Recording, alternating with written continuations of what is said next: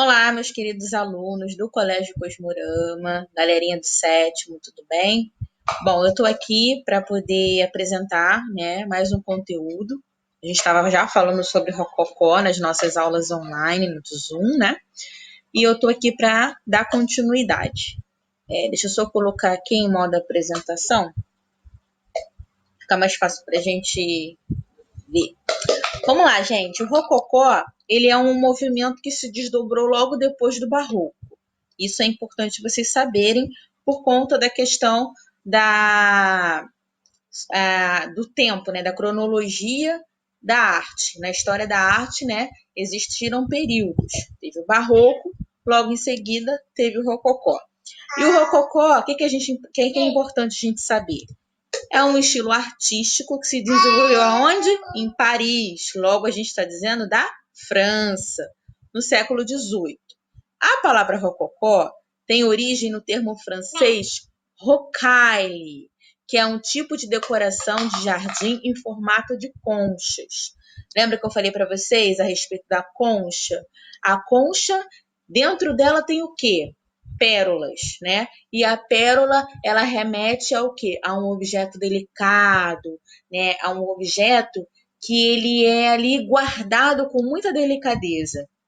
Então, por isso que a palavra rococó, ela se assimila ao termo rocaille, tá? Que é um tipo de decoração de jardim em formato de conchas. Vocês vão ver melhor nas pinturas.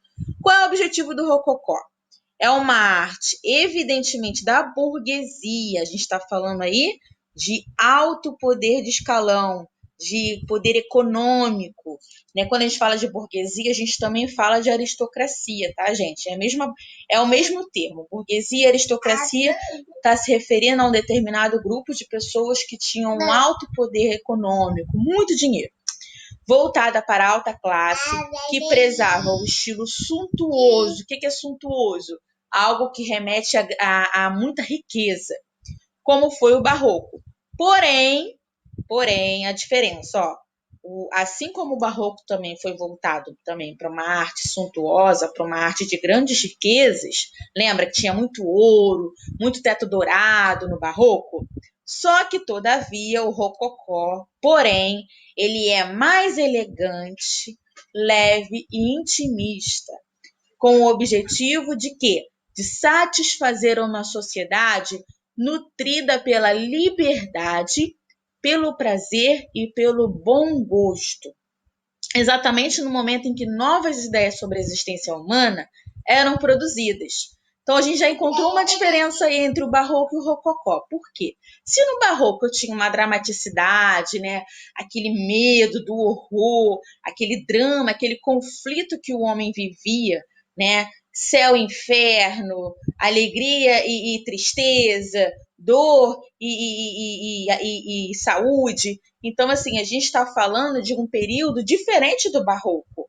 A gente está falando de um período aqui, nutrido pela liberdade, pelo prazer e pelo bom gosto, que é bem diferente do Barroco, né?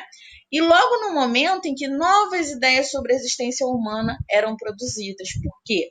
Logo depois do Barroco, que houve, né, os conflitos religiosos, reforma protestante, contra-reforma, né? Houve-se muito investimento sobre a potência do homem, sobre o que o homem ele podia produzir, sobre a existência humana. Então, logo depois, o Rococó ganha vida também, levando isso em consideração. Podemos chamar o período Rococó também de estilo de Luís XV e Luís XVI na França, porque foi um período em que ambos estavam no poder, período da monarquia, período dos reis que governavam países, né?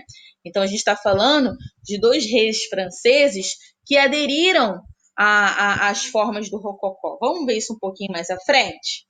Principais características do Rococó: texturas e curvas sempre suaves. A gente viu isso também no Barroco, só que o Barroco ele não tinha essa suavidade. As curvas eram bem densas, né? Aqui a gente está falando de algo mais suave, mais delicado. Cores claras, representadas nos tons de dourado, e cores pastéis. nas pinturas e decorações de interiores. Eu até coloquei aqui uma paleta, né, aqui do lado, para quem tem dificuldade de entender o que são tons pastéis, são essas cores bem claras, né? Geralmente o azul bebê, o rosa clarinho, também bebê. E decoração de interiores e objetos como mesas, cadeiras, camas e mobílias. Então, no rococó, a gente vai ter muito da arte aplicada, aquela arte voltada para mobiliários, né? Então, os móveis, né, cadeiras, ambientes de interiores bem decorados. Vocês vão ver isso nas pinturas. Obras que produziam imagens de festas nobres, além de retratar uma sociedade que almeja felicidade e prazeres, bem diferente também do barroco, né, que trabalha muito com a questão da tensão do homem, né, do homem viver sempre naquela intensidade, né, daquela dualidade de sentimentos. No rococó a gente não tem isso. A gente tem aqui, ó, palavras-chave: felicidades e prazeres. Construções que, escrevi aqui errado, ó, construções que se remetem à leveza. Leveza também é uma palavra-chave. Em oposição às construções barrocas. Vamos para o próximo slide. Aqui, ó, como vocês podem ver, até botei aqui escrito, ó, na pintura o destaque fica por conta das cenas mundanas. Então, são cenas do dia a dia da burguesia, né? Retratando aqui felicidade, leveza, aquela graciosidade de você estar num jardim. Aqui desse lado também, ó, você vê a figura de uma mulher brincando no balanço. Então, demonstra uma alegria. São utilizados dois tipos de planos de fundo. Um, que prioriza parque, natureza e jardins, como esse que a gente está vendo, e o outro que retrata ambientes de luxo, que é o próximo slide. Ó, ambientes de luxo, né? A burguesia ali em um momento de cortejo, né? Essa imagem tem o nome de A Valsa, de Angelo Zoffoli, um grande artista também francês, e está retratando um momento que a burguesia está ali, ó, fazendo um momento de cortejo, né? Geralmente tem a corte, né? A corte que fazia muitos festejos, né, nos palácios. Então, aqui, ó, como nós vimos, né? Um que prioriza parque, natureza e jardins, como é o caso dessas duas imagens, e o outro que a gente acabou de ver, que retrata ambientes de luxo. Não representavam, olha, isso aqui é muito importante, não representavam em seus quadros temas religiosos e mitológicos, que é o que acontecia muito no barroco, né? Você vê uma narrativa bíblica, figuras da Bíblia sendo pintadas, como nós vimos, né? São Tomé, pondo o dedo na ferida de Jesus, Saul sendo convertido, são personagens bíblicos. No rococó não tem isso, tá? Aqui, ó, não representavam em seus quadros temas religiosos e mitológicos. A mitologia também está muito presente no barroco. Inclusive, tem uma obra muito importante que é a de Daphne e Apolo. No barroco, no rococó você não vê mitologia, tá bom? Próximo slide, já passei aqui para vocês, que é a valsa. Arquitetura rococó. O rococó manifestou-se na arquitetura, especialmente em ambientes de interiores. Então, enquanto no barroco eu tinha uma preocupação com o lado externo e com o lado interno, no rococó eu vou ter mais uma preocupação com o design de interiores, com o ambiente interior. Era expressa através de decoração minuciosa, então vocês vão ver muitos detalhes minuciosos e muito ornamentada, rica em detalhes. A arquitetura dos ambientes do estilo rococó é especialmente diferenciada. Investe nos formatos ovais, que são esses arcos assim ovais, né? Aqui também a gente tem, né, desses arcos ovais. Nas paredes com pinturas suaves e luminosas. Então, o barroco ele já tinha um lado interno muito assim pesado, muito dourado, tinha muito vermelho também. E já no rococó eu tenho paredes brancas, eu também tenho dourado, mas o dourado mais como um detalhe, não a parede coberta de dourado como acontecia no barroco, né? Que eu vou ter mais espaços brancos, né, no rococó. né? Então, é bem diferente do barroco. Vamos lá. Escultura do rococó. Principais características: linhas mais leves e suaves eram aplicadas em estátuas que serviam à decoração. Então, vamos lá. No barroco, o que eu tinha mais eram esculturas que transmitiam uma narrativa, como a obra da Pietà, que eu até mostrei no vídeo do barroco. Quem não assistiu, devem assistir. Eu sempre estou fazendo, gente, menção do barroco, porque é interessante vocês entenderem as diferenças entre os movimentos, porque um foi depois do outro, né? E aconteceram grandes mudanças de um movimento para o outro. Então é importante vocês compreenderem isso. Então vamos lá. Enquanto no barroco eu tinha uma narrativa também através da escultura, né? Como Maria segurando Jesus no colo, né? Depois da sua morte, depois da sua crucificação, a gente viu, o nome da obra é Pietà. A gente, no rococó, a gente está trabalhando mais com a arte aplicada, né? Uma escultura, como vocês estão vendo aqui, ó, de uma bailarina, que já não é uma narrativa bíblica, de um anjo. O anjo pode até ser uma narrativa bíblica, mas o foco dele não é isso aqui. Aqui ele está mais para decorar. Aqui também, ó, também um objeto decorativo. Então, no rococó, enquanto escultura, eu tenho mais uma preocupação de decorar e não de trazer uma mensagem, tá? O que eu quero transmitir é leveza e decoração. Aqui a gente tem estatuetas menores, no barroco a gente tem estatuetas grandes, né, de 2 metros de altura, são enormes.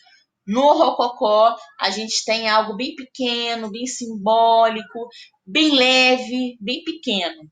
Utilizavam o mármore, deixa eu passar aqui o meu mouse, que eu não estou enxergando ele, aqui. Utilizavam o mármore, porém davam preferência aos materiais que aceitavam melhor as cores leves, como a madeira e o gesso, que já são brancos, né? A madeira independente já era mais fácil de ser pintada, né? Caso fosse necessário. Próximo slide, aqui a gente está vendo, diferente do barroco, que não tinha arte aplicada. No rococó a gente já tem a arte aplicada, né? Nas cadeiras, nos espelhos, mobiliários, como eu falei lá no início. Os espelhos tornam-se mais populares, que era o contrário do que era antigamente. Leveza e versatilidade. Para quem não sabe o significado de versatilidade, é quando você utiliza algo de diversas formas diferentes. Né? Então, por exemplo, esse banquinho aqui, ó, eu terminado depois de utilizar o espelho, de ter ali aquele momento em que eu tô usando o espelho, né, para me ver, para me arrumar, sei lá, pentear o cabelo, depois, esse mesmo mobiliário aqui, eu posso empurrar para o lado de dentro, né? Essa cadeira aqui, mais leve, né, eu posso botar ela em diferentes lugares da minha casa. Então, eu tenho leveza e versatilidade, diferentes formas de usar um único objeto, um único mobiliário. Versatilidade significa isso. Texturas frondosas. O que é uma frondosidade? Cobertos de folhas, de ramos. Olha aqui os detalhes. Folhas, ramos aqui também, ó. Ou em forma de concha.